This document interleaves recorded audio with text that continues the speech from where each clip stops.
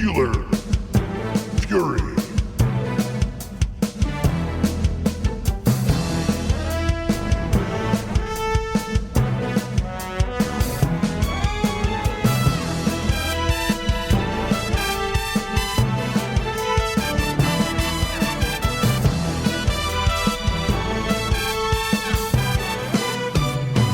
SteelerFury.com.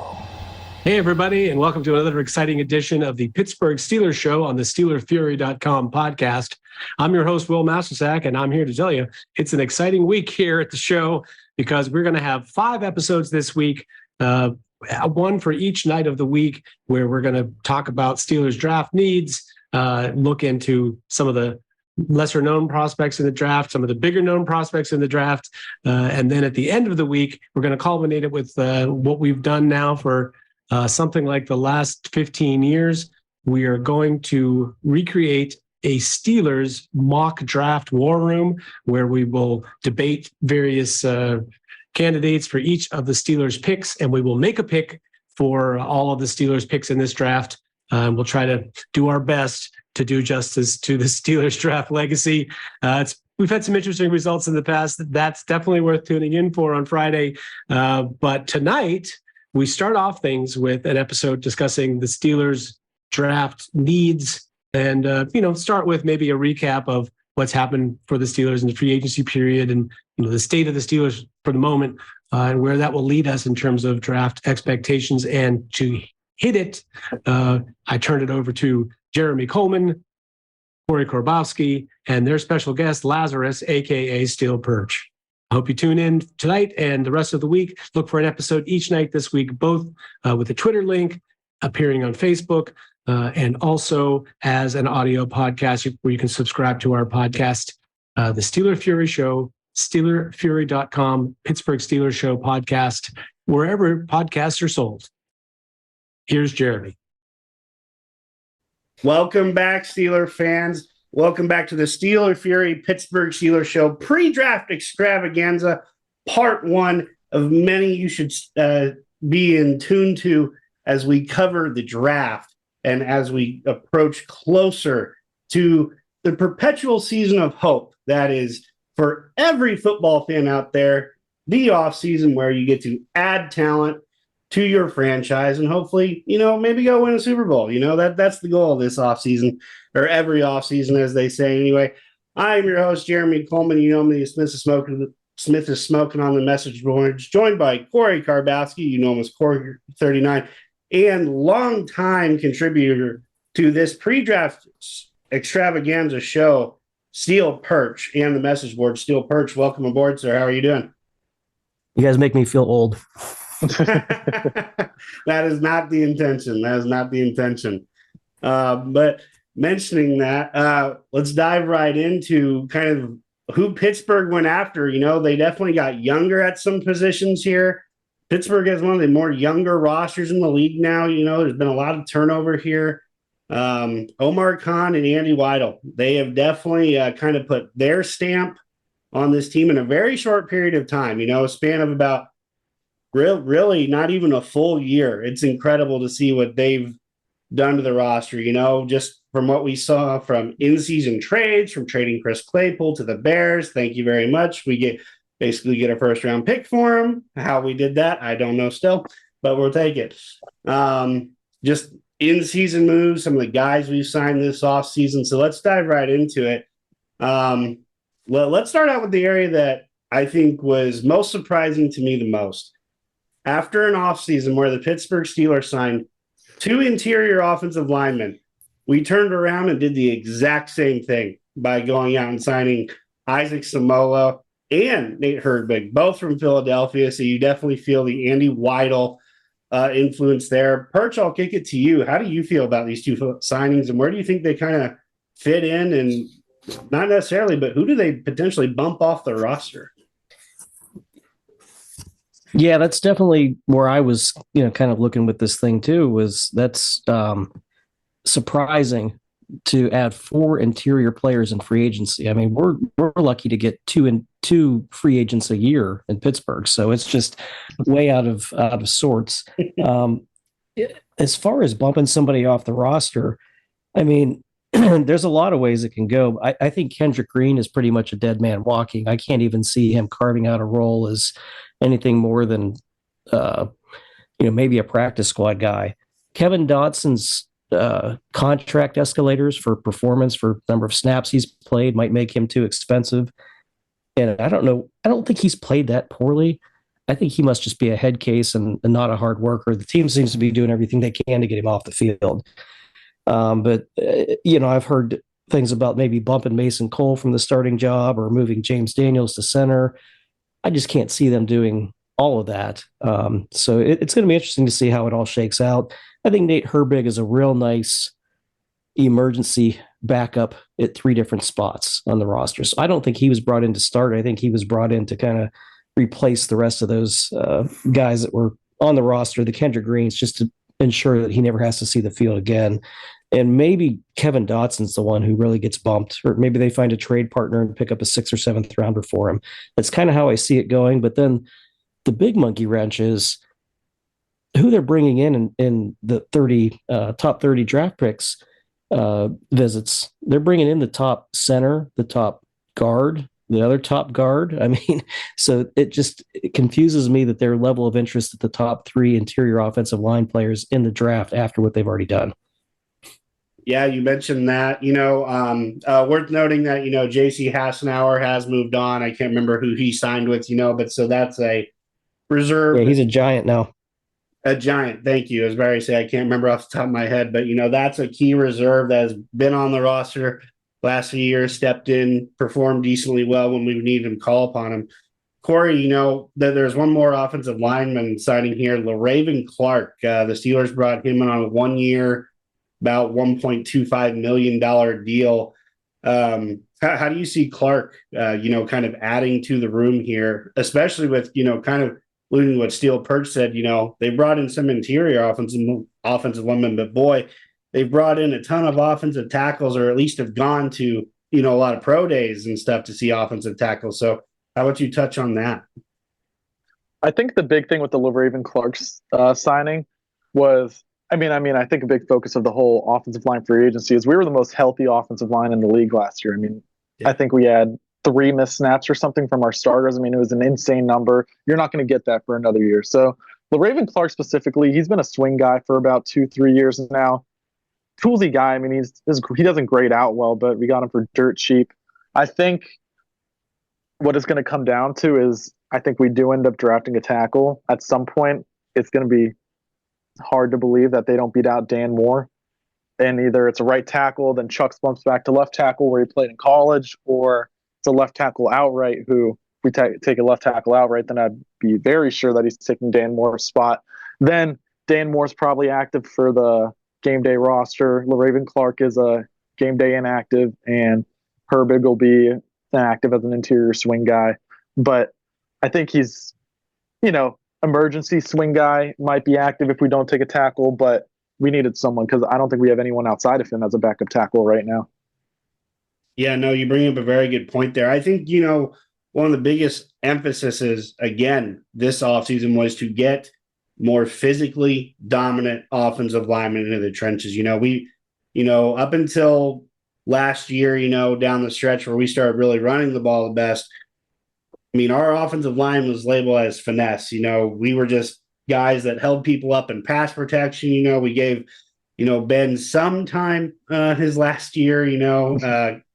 Pickett got some time as the year went on, just as to more who we were playing and how the offensive line came together. But just very interesting to see all these offensive line signings and just who's going to be sticking around and who's not. So I think that was, I just go back saying that was kind of my biggest surprise, that we go out there and get, the top guard, in free agency, essentially. Go sign another guard behind him. So it'll be very interesting. Perch mentioned it. It'll be very interesting to see how that interior offensive line plays out, because Samolo, he got signed to start, so he's replacing someone. We just don't know where yet. So that'll definitely be something to watch more around, OTAs to see where those guys start lining up as we get to that point. So let's flip it to the other side of the ball, defensive line. believe it or not, signed 3 guys too. The first guy, kind of a bigger contract than I was expecting, was Larry Ogunjobi is back in the city of Bridges here on a 3-year, $28 million deal, almost $29 million deal. I definitely did not see that one coming. Korey, I'll throw it to you first. I mean, personally, I liked Ogunjobi, but I didn't know if he was worth almost $10 million a year average. What about you? So Ogunjobi's highs were high. He still had a little bit of injury problems. I think overall, I mean, we'll get to Breeden Fehoko, but I think what overall these interior signings are showing are that I think it's that Cam Hayward's not playing 0 or the 1 tech anymore. It's known that he doesn't like playing inside. He got bulldozed inside. There are a few games where you see him and he doesn't look the same as a lot early on in the season. And I think Ogunjobi, you'll see a lot of the sliding around from anywhere from 1 to 5, but Fehoko especially, I think that's a keep Cam Hayward out, the dead middle of the defense. So for Ogunjobi, I think it's an overpay. I wouldn't have paid him that much. However, interior D-line market was elite, but not really many guys in the range that we were looking. They know what Ogunjobi brings. If they think he's healthy, he might be worth that contract. I mean, we might be able to go back to the days where we could rush 4. One of them will get 3 guys with one-on-ones. One of them gets a win where we had it with Tuitt. Pass rush-wise, he's not that far off Tuitt. It's just in the run game, it's a little questionable, which is why I kind of like the Fehoko signing to negate that effect a little. Yeah, Perch, how do you kind of feel about the defensive line signings? Yeah, kind of the same. I'm not totally sold on Ogunjobi. I mean, he failed a physical and wasn't able to sign the contract with the Bears last year. Wasn't able to practice most of the season. Was reasonably effective. I think he's a pretty good player. The 3 of us sitting here on a call have no idea what the team actually knows about his medical. Maybe it was just a 1-year thing that he's able to have an off season and he's going to be perfectly fine. From the outside looking in, I wouldn't guess that would be the case for as long as that injury has lingered on. So, and then the signing today, I don't think you guys mentioned Armand Watts. Started out with the Vikings. He had, I think, 5 sacks a couple years ago, played for the Bears last year. I think that's just another depth defensive end side. We just don't have a lot of depth right now on that defensive line. So I think that was just, what they've always done, for the past 20 years with Colbert. Plug every hole you can with, a capable body before the draft so you're not forced to take anything. And they do have a lot of needs. I think they've added a lot of guys, kind of like the Raven Clark thing. Just they have now a 3rd game day tackle where they're not forced to draft a tackle in the draft. They don't need to draft a defensive line. They don't need to draft a corner. They certainly need upgrades at those positions. They'll be able to take the best player available. I think that's just a lot of what they did. Just kind of fill holes. So if they had to play a game tomorrow, they could, and then, sort it out from there in the draft and take the best players that fall to them. Yeah, I couldn't agree more. Ogunjobi, was kind of one of Kahn and Weidl's first kind of signings that was not very typical of a Colbert, led franchise, taking a guy with, the injury concerns. Like you said, he didn't practice a lot of the year. So, kind of one of the key first pieces they brought in that was kind of, their thumbprint on the situation. But I do like, how it seems like we're getting a little more athletic there. I know Armand Watts is a very athletic guy. When he came out of Arkansas, correct me if I'm wrong, I think that's Arkansas. I know right. Bill was a big Armand Watts fan back in the day. So I'm sure he'll be happy to hear about that signing too. Staying on that side of the ball, talk about another area position that kind of cleared house. Not many linebackers back there that were on this team last year. Gonar, Devin Bush, Robert Spillane, Miles Jack. Mark Robinson was the lone guy left standing, essentially. So, the Steelers added 2 guys. Cole Holcomb, he came over from the Washington Commanders on a 3-year, $18 million deal. Then also went and got Elandon Roberts, who was with Miami Dolphins last year for 2 years, $7 million. So, Perch, we'll keep this with you. What do you kind of see with, the a complete transition from those linebackers to these linebackers. Well, what do you see is happening here? Well, I would say Roberts is basically Vince Williams. They brought in a tone setter, a thumper, and a guy who you got to get off the field in passing downs. That's pretty much what they've done. I think that, they just kind of got rid of two ineffective guys that they had there that were slightly below average and replaced them with people who are competent. I don't think that they went out and signed two world beaters. I guess my thought would be that Cole Holcomb's probably going to be wearing the green dot and playing 3 downs, and it gives him flexibility to then go in. And I think he's potentially got enough flexibility that he could play either inside linebacker spot, so they can go into the draft and either sign pick a Buck or a Mac and use him as kind of the chess piece to kind of work that third guy in, where Roberts is going to be your tone center, your goal line setting, your run stuffer guy. And hopefully they'll add a third guy to that mix. And maybe they still have some hope for Robinson to develop into that third guy. But, looking at the roster right now, they've got their 3 linebackers. They can go play a game tomorrow. The goal is to go into the draft and significantly upgrade that position. But, and I've been 40 some years of watching the Steelers. They've always had dominant inside linebackers. This group sucks, and I can say that for the last, ever since Shazier got hurt.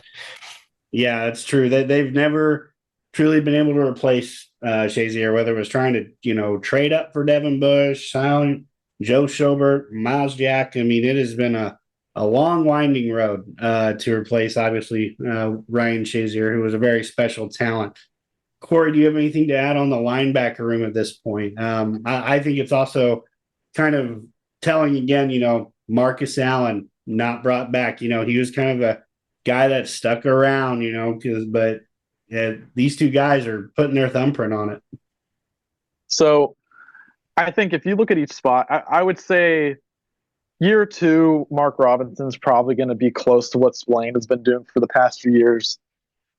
With Elandon Roberts and Cole Holcomb, you don't have neither of those guys are going to be able to really go out and cover even above average guys. If you're throwing Cole Holcomb on Mark Andrews, and I like these guys, I like the signings. I think they're better than the group we had last year. But I could see Steelers fans becoming pretty disenfranchised early on with some of the coverage ability that's going to be displayed by those two. So I think it's pretty – it's not a must address, especially early, but I think you're going to need to find a guy that can go out and cover. That's not just Keanu O'Neal, because that dude's going to be playing in the box a lot. But I feel like you need another backer for, games where you're going to get spread out.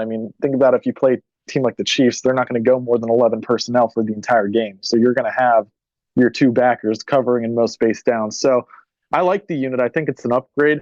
I like Elandon Roberts a lot. I remember me and Jeremy were talking about him leading up to the Dolphins game. He's a nice downhill thumper, a lot more polished than Mark Robinson is right now. Mark Robinson could be great, but he isn't yet. And Cole Holcomb, do-it-all guy. If it's a good route running back or a good route running tight end, he's going to get beat. And we ask our guys to go out in the slot a lot. I'm not sure how well that's going to fly, but he is an upgrade over what we had, and the unit should be at least average this year, even if it stands. It could actually be pretty good if we find a backer that can cover. Yeah, you guys mentioned backers that cover. Honestly, the only one, in my brief time of watching the Steelers, over the last decade and a half, really, Ryan Shazier is the only one that's been able to go out and cover anyone. I remember, don't get me wrong, James Ferrier was great, but he wasn't exactly a warrior in coverage. Larry Foote wasn't exactly a warrior in coverage. Vince Williams, we could go down the list of how many times our inside linebackers can't cover. So, I think everything stayed the same for the most part. But, you definitely kind of get the sense that the Steelers are after a more athletic linebacker, to complement all these other guys. So always interesting to see how a board falls on draft day. Just who keeps falling down the board, who's available. We know that they've met with Trenton Simpson, the kid from Clemson, very talented, very athletic guy. So, maybe that's the guy they're targeting early. Because inside linebacker class up top, not too many standout talents, but more of a deep depth kind of class. Corey, since you brought up Keanu O'Neal, we might as well dive into this safety quandrum that I think we have. We let Terrell Edmonds walk. We clearly weren't too interested in either bringing him back or matching any deal he got out there. Has he even signed with the team yet? I can't remember off the top of my head. But either way, he's an Eagle now. Eagle, that's right. Yeah. Thank you. Yep, good call. Eagle. So he's with Philadelphia, but kind of left a gaping hole at starting strong safety. Went out, re-signed DeMonte Casey, who closed the year fairly solid for Pittsburgh. Injured a lot of the year, but kind of more of a nickel dime guy. And then you bring out Keanu O'Neal, kind of the same deal. He was playing more linebacker for the Cowboys than he was safety for the Cowboys. So, Perch, I'll throw this one back to you. Just kind of have still some concerns about that safety spot. I think it's a clear need heading into a draft that doesn't have a lot of, star studs at safety. What do you say about this? This is probably the second thing that confused me in the offseason. You throw your backup safety $3 million, but you won't pay your starter $3 million. Mm-hmm. Your backup safety is more of a free safety deep guy. You go out and sign Neal, who's not as good as Edmonds. It just seemed like if you had bet me before, I would have put the mortgage on Edmonds is definitely coming back on a reasonable deal for 2 or 3 years. So like you said, it's not a great draft for strong safeties. I don't quite see what the plan is. Yeah, I think that he's a nice third guy, but I just don't know who the starter on the base downs is right now. Yeah, like I said, it's a true quandary just because, for as much crap as we want to give the Steelers for taking Terrell Edmonds probably earlier than everyone would have, back in, I think it was the 2018 NFL draft, maybe 2019, can't remember off the top of my head. He wasn't a superstar, but he was very solid, kept getting better. So yeah, that was definitely a head scratcher. Just because, like you said, we don't have really anyone replacing what he was able to do because he was that bigger athletic safety that could run with tight ends. He wasn't great in coverage, but he was at least there most of the time. So it'll be very interesting to see who the Steelers line out there and, starting day one, maybe that is a draft pick. I guess we'll find out. Flipping to the other part of the secondary, I was equally surprised that the Steelers did not bring back Cam Sutton. Here's a guy, that they drafted, who developed, who was able to do a lot of different things for them. And they clearly did not think I think he signed about $11 million a year. I think it was 3 years, $33 million. Could be wrong on the exact number there, but it was around that price range. Corey, well, what do you think about Pittsburgh letting, Cam Sutton walk away? He's not an all-pro or anything, but he was pretty damn solid for Pittsburgh. I think what happened with Cam Sutton and Edmonds is the same thing. And I think that those were both guys that we signed to, 1-year prove-it deals. And, we don't know. We're not in the negotiation room or anything, but I just have the sense for what those guys, they paid Sutton decent money. We could have paid him more. And for what Edmonds signed, I'm getting the feeling that both of those guys felt a little bit insulted by some offers that we probably gave them last year. And I bet you that carried over into this offseason where they probably just wanted a fresh look because, we have a gaping hole at nickel cornerback right now where we know Arthur Millette cannot play there for an entire game. And that's what it kind of feels like with all three of those guys between Kazee, Neal, and Millette, where Neal kind of does what Edmonds did, but he's not a base guy. He's not good enough in coverage. He can't drop back and roll back into deep thirds like you'd want Edmonds to do. Kazee is I agree with Perch, a good third guy, but he's not an every down starter. He's been injury prone. He's kind of a nickel, but he hasn't played nickel for 2 years now. There's probably a reason for that. But then Millette can't cover to the level that we need from a every down nickel. So those are three guys that would be solid second options, solid depth guys if we had a slot that could really play or a strong safety that could be in every down like Edmonds. But all three of those guys just feel like they're lacking at this point, where none of them can start, but all of them are okay. I mean, you can only have one of them on the field at the same time. So, right. It's hard to believe that 3 years later, we're still struggling to replace Mike Hilton, who is everything that the Pittsburgh Steelers wanted in the nickel cornerback, and we let him walk away for essentially pennies on the dollar to Cincinnati. That one still stings. So I hear you there. But let's talk about the one corner they did sign, or well, two technically, if you want to count James Pierre, the re-signing. Everyone knows about our favorite special teamer / every now and then starter if need be. But Patrick Peterson, not a name, that I was kind of really thinking Pittsburgh would go after just because, he's an older guy. Not as good as he used to be, in my opinion. I think he's lost a little bit of a step there. Perch, I'll throw this one to you. What do you think about the Patrick Peterson side? I think just addressing the cornerback position as a whole, I kind of feel like a scalper right now saying, who need two? Because we need two. We need a slot and we need an outside guy. I think the nice thing with Peterson is if they do draft a first round outside corner or even a second round outside corner, he'll be a good mentor to that guy. But they really need an inside guy too. They need a slot.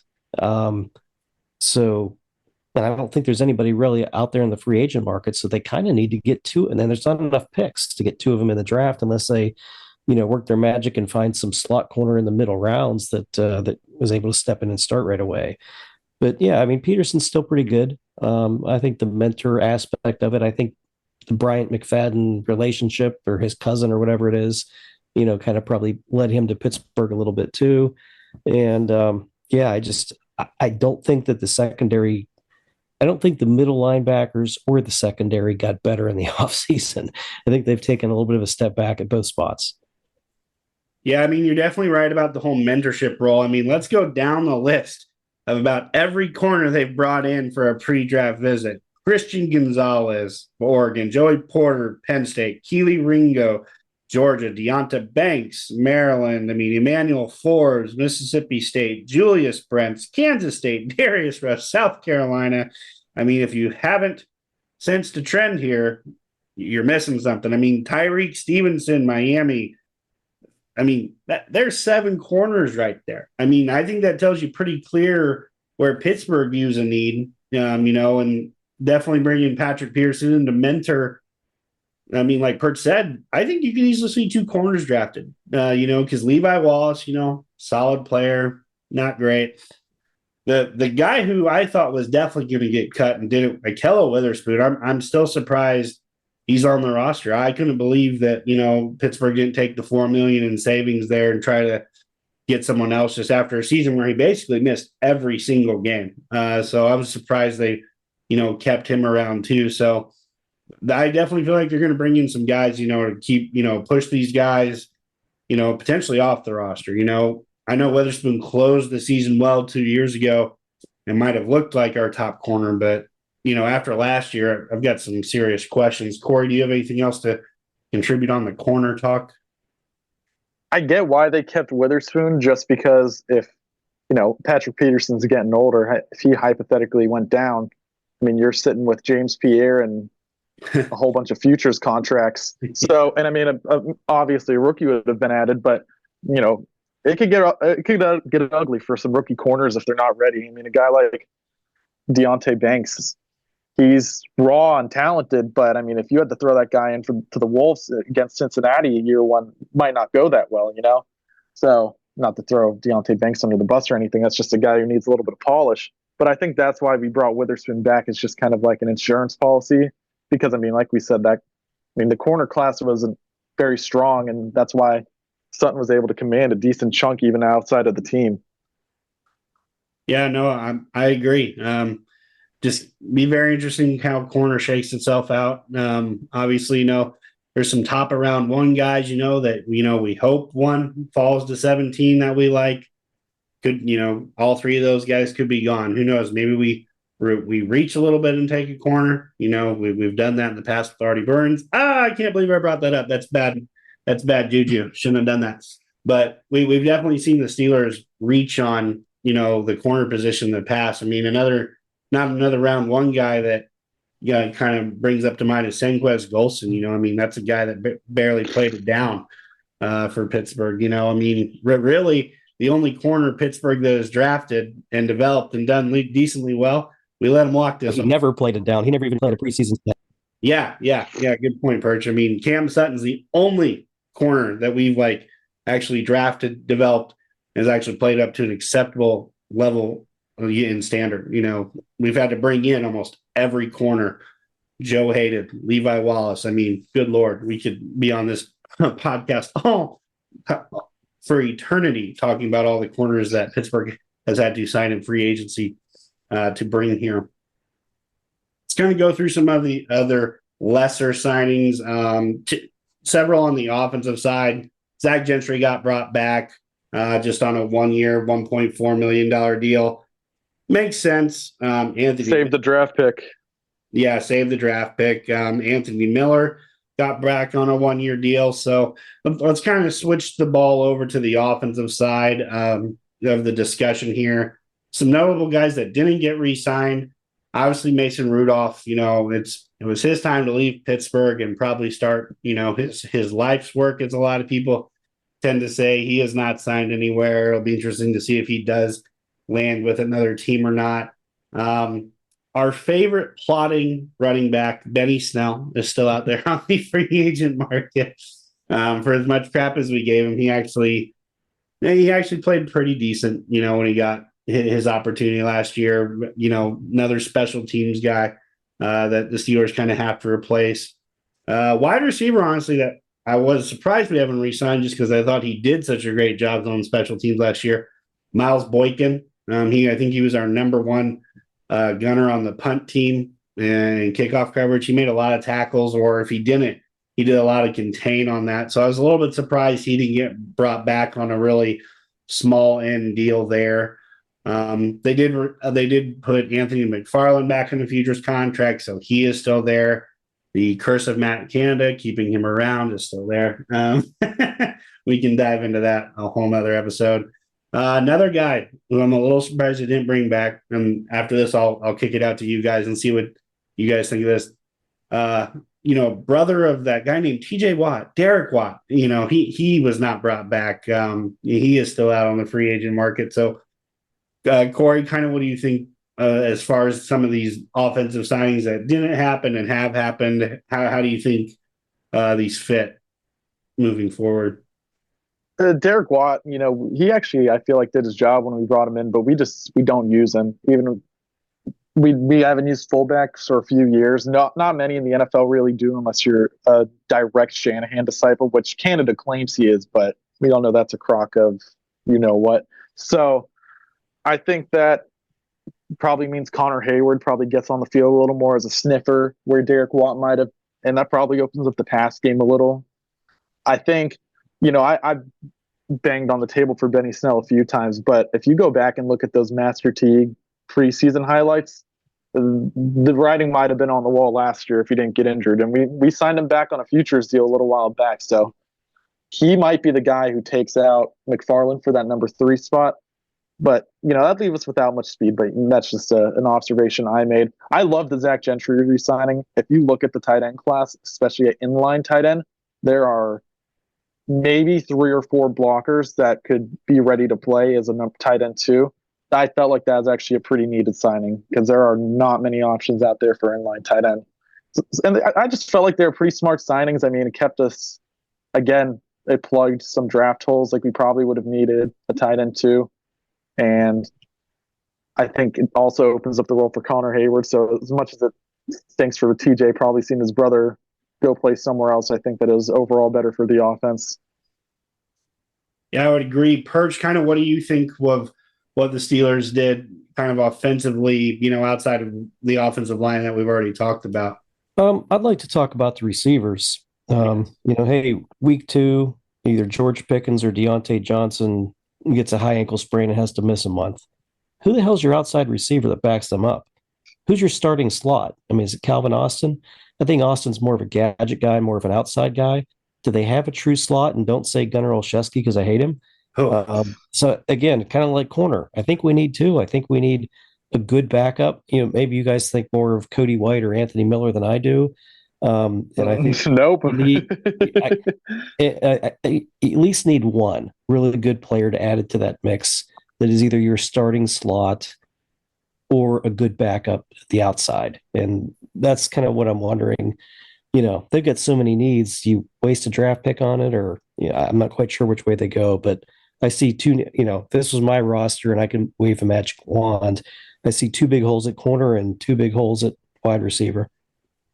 So where me and Will have discussed receiver quite a bit actually, and we see a glaring weakness for we say slot and we think of a smaller guy, but for a guy almost more in the line of Juju, where it's someone who can go over and get middle of the field catches. Because if you look at what we have right now, you've got Pickens, who he's not going to be winning many routes going on the inside. He's not a dynamic route runner. He's a dynamic ball catcher, and that leaves him on the outside. You don't want to bring him into the slot. Deontay's so averse to the middle of the field. That guy's staying on the outside. And Calvin Austin, he's good for the little gadget roles, like you said, but again, that's not a guy that's going over the middle of the field and catching balls. So that leaves you with Pat Freiermuth, and I think it was Mark Caboli who brought it up a couple of weeks ago. But I think Connor Hayward in the slot is at least a little intriguing for that role, at least, where you have a guy who can block, you have a guy who has a little bit of yak ability, but you also have a guy with consistent hands who can go and eat some shots over the middle. And he did that towards the end of the last season. And Kenny actually had great chemistry with him. I mean, he's the one who's got him in on a couple of those plays in the red zone. So I think Connor Hayward could potentially be the answer to that second kind of slot with Calvin Austin, depending on how highly you think of him. But I think whichever receiver you bring in the draft, because they're going to bring in one, he's got to be able to be a guy who can go over the middle, catch some balls, and play on the outside in case one of those guys get hurt in Deontay or George. Good, Corey. I'm glad you brought that last part up. We need a slot that can kind of do it all. We can't have one that can just do what Juju did, but at the same time, we can't go out there and get another midget like Calvin Austin. There's guys in this draft that profile that way, like a Josh Downs from North Carolina. I love him, but it feels like we have a bunch of type of those guys already out there. So the other thing is, where is this offense heading towards in the future? From everything we saw this past year, even this offseason, it definitely feels like Pittsburgh's moving to a physical running ground attack type of game. So you need a guy who's going to be able to be out there and be able to block too. Not saying, he's got to be, 6'3", 220 or whatever, but, he's got to be out there and at least be an effective blocker, a guy that's been brought in for a pre-draft visit that would, hurt me to my soul a little bit if we drafted a Purdue Boilermaker, but I could get by it. Charlie Jones, the kid from Purdue, a very tough kid, actually tested faster than I thought he would. Great hands, makes tons of contested catches. There's an all-around slot receiver right there. They brought in Jonathan Mingo, who that's a guy who profiles. Yeah, kind of one of those bigger guys, but, a little bit more Juju Smith-Schuster in size, but, he actually tested better than I thought he would too. He ran in the 4.4, so he can stretch the field. He's a big guy that can block. So, there's a guy right there. And there was another name, I can't remember who. Parker Washington?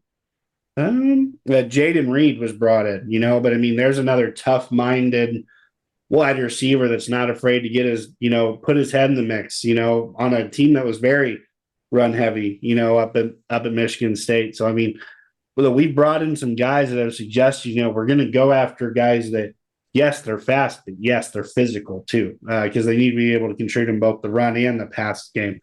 So it'll be very interesting there. That kind of leads me into my next point. I think it's very interesting that Mitchell Trubisky is still on this roster. I think, he was a guy right away who I thought, okay, Pittsburgh's cutting this guy. He doesn't want to be here. They can save $8 million. And sure enough, he's still on the roster. So I'd love to kick this out to you guys because, I would have thought cut him, spend, maybe a little less money on someone, maybe not quite Mitchell Trubisky or at least someone that could step in and be a decent number two And not only that, Pittsburgh has been a team that's traditionally carried a third quarterback. Who's going to be that third quarterback? Mason Rudolph walked. So, I mean, Perch, I'll kick this out to you. What do you kind of think of the Steelers quarterback room? Obviously, we've got our franchise guy in Pickett, or at least we think so. But, what do you think about Trubisky, and what do you think about that third quarterback spot? I think they think a lot more of Trubisky than the rest of us do. I didn't think that they would make a move off of him. I think that they're going to, double down on that move and consider him their veteran backup who's as good as a starter, even though we all know it's bullshit. Yeah. That's just what it is. And as far as the third guy, maybe they draft. I mean, go back to last year. They spent 2 draft picks, a first and a 7th, on quarterbacks. The 7th rounder never gave him a damn snap in the preseason, and he goes to sign on with the Chiefs. I mean, just stupid stuff like that. That's a head scratcher. And, it's hard to figure out what they see or what they do. But I mean, you talked about before, Mason Rudolph has not gotten an absolute sniff in free agency. And if they don't draft anybody and he's still hanging out there, he probably tucks his tail and comes back and takes the free check to play, third string quarterback again. I could see that happening. We talked about Watt and Benny Snell after the draft. A lot of these guys are still hanging out there, vet minimum contracts. Some of these guys may boomerang back. Yeah, that's a good point, Perch. There's, right now we're kind of in that lull of, free agencies over for all the big names. Teams are waiting to see how the draft falls before they, kind of fill out holes that they didn't get to in the draft. Sometimes it just happens to fall that way. They don't get to draft a guy they wanted to. There's a hole at linebacker. They go sign a linebacker. So, I mean, Korey, what are kind of your thoughts about the quarterback room and such? It makes a lot of sense to me, actually, because for starters, Mitch Trubisky isn't dynamic by any means, but if you look at a list of the backup QBs in the NFL, he's going to be in that top third, and that's not a bad thing to have a top third backup QB, even if you're paying a little bit more for 1 year. I mean, we made some big free agent signings, so it's not like that held us back. Right. Second, I think one thing that you don't want to do with Kenny is have him teaching the offense to QBs that are coming in. So it's already going to happen with a rookie. But do you really want Kenny's job in the offseason to be teaching some Joe Schmo 33-year-old backup the offense and then get into rookie minicamp and teaching another guy the offense? And it'd be wrong of me to not shout out Corey Curtis, who I will say, me and Will just did an interview with him, Gannon University quarterback. Can't expose too much of what he said, but the Steelers are among the top teams in terms of interest. And a guy like that makes a lot of sense just because you're probably not in the position to spend a draft pick on a QB, but bringing in a developmental guy for that third QB makes more sense than signing another, old vet like Trubisky.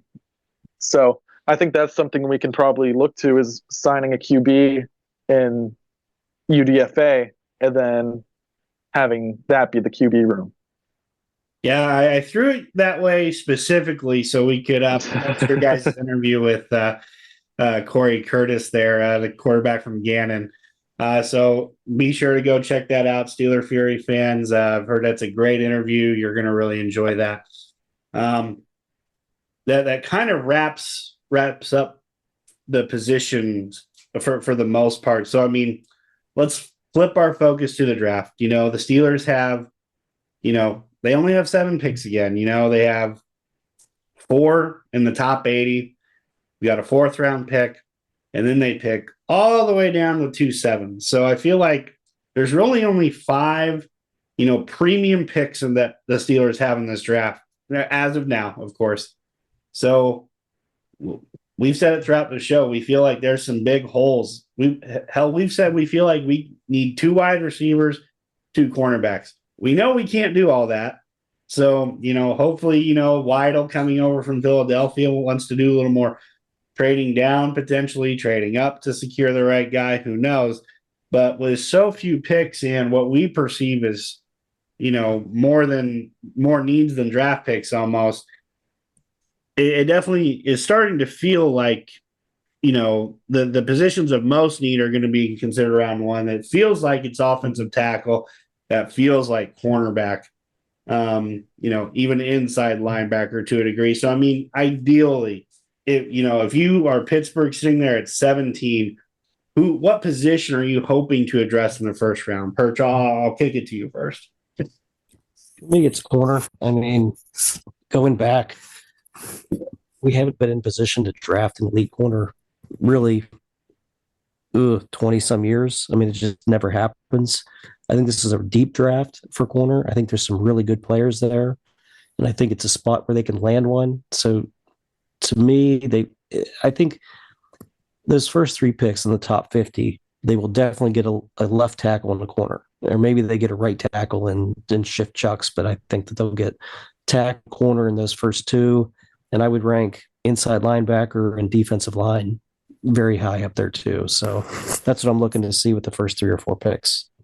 Yeah, Korey, that's another position group we didn't really talk about, but I mean, they've definitely brought in some defensive linemen for interviews. They've brought in Siaka Aka from Baylor. They've brought in a few other guys, Keanu Benton from Wisconsin, Gervin Dexter from Florida. They didn't bring in Carl Brooks, but they went to his pro day, the Bowling Green defensive tackle.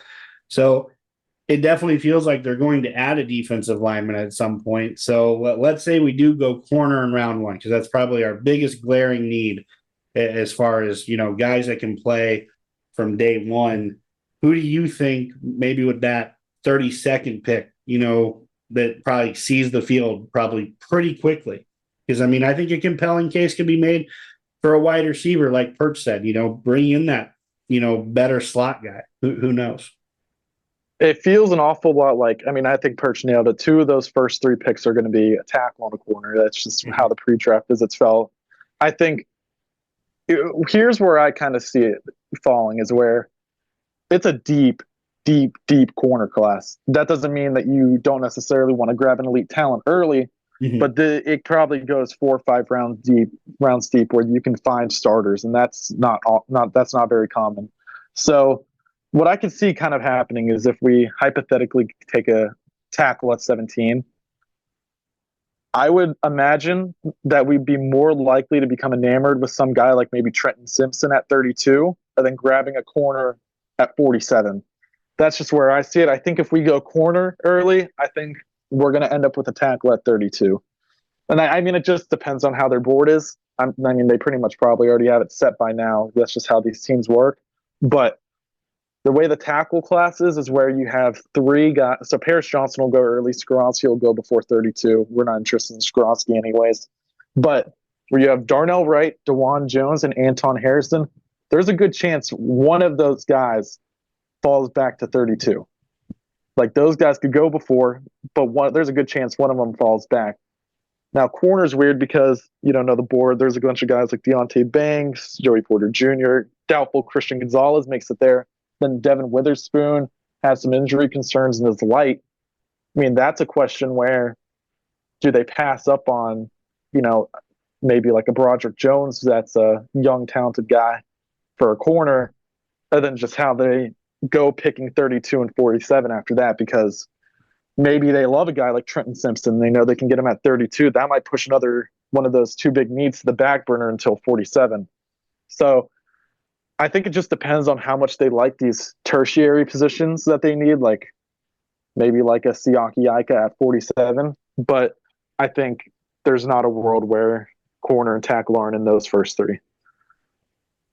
Gotcha. Tertiary. Boy, we're getting educational on this podcast. Normally, I'm the one that throws out the big word or something that no one knows, but Korey, you take the crown there. Don't look up what the ACT is to get into southeastern Louisiana. Okay, I won't. I have no desire to go back to school or do anything like that ever again. So, so it definitely sounds like we're on board with corner and at least offensive tackle, whether that's a left tackle or a right tackle. So, falling down to the next position, I feel like that's kind of the area where Pittsburgh might be tempted to take that wide receiver. Pittsburgh is notorious for taking wide receivers on day 2, and turning them into pretty good players. So I think wide receiver could be in play there. linebacker and defensive line, really. Which is why I think it's curious. They've shown some interest in some edge players as well, like Will McDonald. So it'll be very interesting to see kind of how the Steelers draft board falls after potentially grabbing those top two needs. I mean, Perch, how do you kind of feel how the middle round should navigate? Should we take that offensive tackle and take that corner with our first round picks, essentially? Yeah, I think we've highlighted a lot of different needs they had. So if they could knock out those two big major needs, being left tackle and corner, then they can go BPA and fill it in. But I think the one wild card that we've probably glossed over a little bit, they hold the power, man. They got pick 32, the first pick of the second round. And all those teams in their war room sit there and have a night to stew and think about, man, I can't believe this guy's still on the board. Maybe they spin that thing and turn it into a, drop back 10 picks and get 2 second rounders or a second and a third, or who knows what they could turn that into. I think that's the big wild card in our whole draft process. Who's going to call the Steelers and offer them something stupid for that first pick in the second round? So maybe that kind of helps them fill an extra need as well. Yeah, Perch, you bring up a good point. I mean, I think that's a pretty valid option at 17 too. Let's say, the tackles we want are gone, or we don't feel like taking one that early, like Korey said, scenario where, Darnell Wright, Anton Harrison, DeJuan Jones, one of those guys should be at 32. And maybe we're comfortable with that line of thinking. I hate to say it, but Steelers are kind of in dead man's land at 17, especially if those top three corners are gone. Those two offensive tackles, Paris Johnson, Broderick Jones are gone. Like Korey said, we're not interested in Skoronski. We didn't go to his pro day. We didn't even, we didn't bring him in for a pre-draft visit. So I kind of feels like if those guys are gone, Pittsburgh's kind of sitting there in no man's land, almost to a sense where it's like, I'm begging for a team to come up and be like, hey, there's a guy we really want. We're willing to give you, day 2 pick, day 3 pick, stock up those picks. So I think that's a valid option. Korey, I'll throw this one to you since Perch brought trading down. What is the likelihood that Pittsburgh trades up for one of these guys? Because we've heard some rumors that, or at least some talk that Pittsburgh is going to closely monitor, for a change, so to say, what teams' needs are in front of them and what we feel like they will be doing with those picks. That tells me that we're not afraid to move up if there's someone we've fallen in love with, per se. Yeah, I mean, so, why did they bring in Christian Gonzalez? That's the whole thing. Right. I mean, he's not going to be there at 17. What the hell's the point of that unless they just think, hey, maybe he falls to 10 and we can jump and get him. Hate to jump in there, but that's the thing. As soon as I saw his name coming for a pre-draft visit, I'm like, oh boy, something's not right here. Right. And that's my, everyone has their own boards, but I will bang on the table. I think Christian Gonzalez could go at 3 or 4 and it wouldn't be an issue. That dude is a elite prospect. And I don't necessarily know about trading up into the top 10. That's going to be, we know that price is going to be rich. But if for whatever reason he ends up dropping past 10, I doubt the Eagles let him pass them. That's just a team that seems to scoop up talent, especially with as many picks as they have. But I think Christian Gonzalez might be the only player in the draft that if we traded up for, I'd be like, all right, I'm cool. Because tackles, we said there's later value. It feels like Gonzalez is in the tier of his own. So later rounds, we shouldn't do any trading up. We shouldn't be trading any later 6th round, 5th round picks. I'm so sick of us punting picks away on mediocre players like Loudermilk and Witherspoon. Just sit there and take BPA. But with regards to that first pick, if it's for Gonzalez, I'm not throwing a fit about it. Well, what if it's for Paris Johnson? I mean, everyone has their own boards. I'm sure when we have our mock draft, Jeremy, we can get into this, but I think Darnell Wright's the best tackle in the class. Okay. So I might be a little hurt if that happens. Gotcha.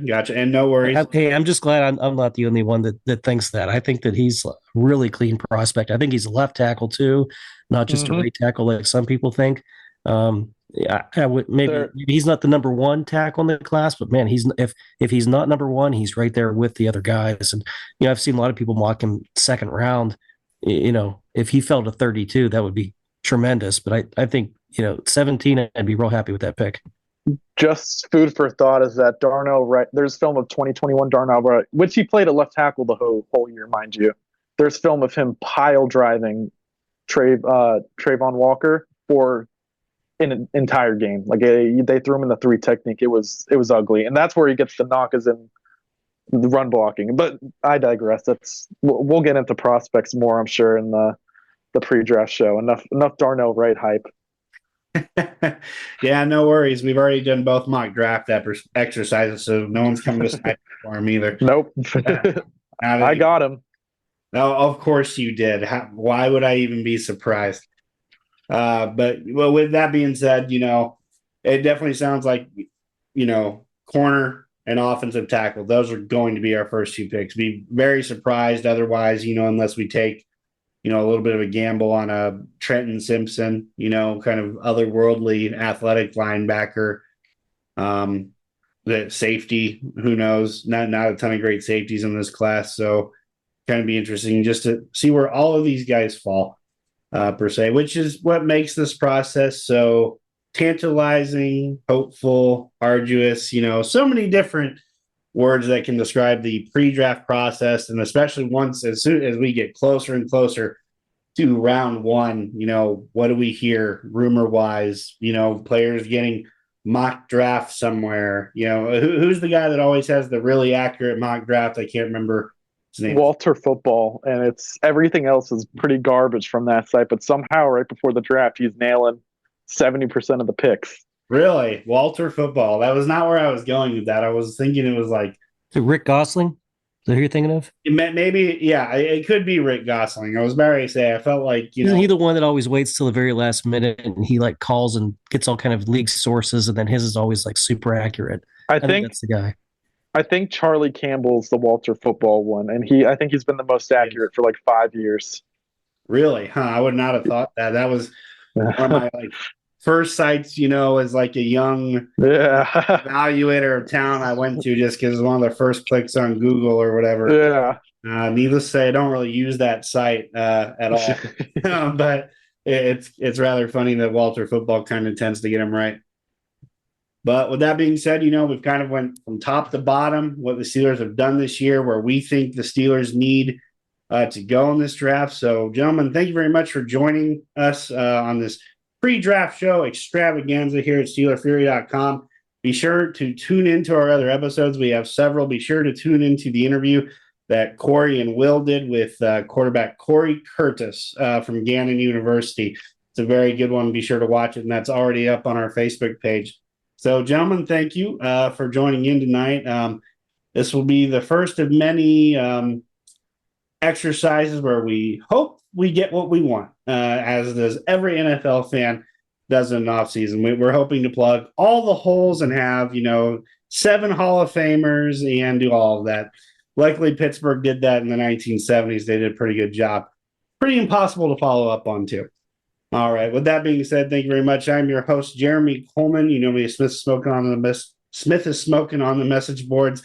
Joined by SteelPerch tonight. Thank you, Perch, for joining us. We always appreciate your insight. You've been a part of this pre-draft extravaganza for quite some time. We definitely wanted to bring you back on for this, as well as Korey. You know him as Korey39 on the podcast. So thank you very much for joining us tonight, gentlemen. Any last words for our fans out there? No quarterbacks yet. Okay. Hey, let's replace Dan Moore and never see him on the field again. No more Dan Moore. Yeah, I can second that. Yeah, I'm tired of the wide gate left where he just looks like he can't get out there. I'm tired of inside losses where we have to bail out to the right side of the pocket every time. Right. All right. Well, thank you very much, gentlemen. You have a good evening. That's it for tonight's episode. Don't forget, still 4 more big episodes to go this week as we break down everything related to the draft and Pittsburgh Steelers draft. Tomorrow night, Tuesday night, we're going to have an episode where we talk about the best and the worst in the draft, the most underrated and most overrated of some of the top draft prospects. And I think we'll get into also some of the draft narratives, which ones we believe in and which ones we don't believe in. And we'll do that coming back with episode 2 on Tuesday night. In the meantime, thanks for joining the Pittsburgh Steelers Show on the SteelPerch.com podcast. On behalf of Jeremy Kohlman, Korey Karbowsky, SteelPerch, and everyone at Steeler Fury, I am Will Massasak, a.k.a. Bradshaw to Ben, a.k.a. Accidental Zen on Twitter, saying, see you tomorrow night. Steeler Fury.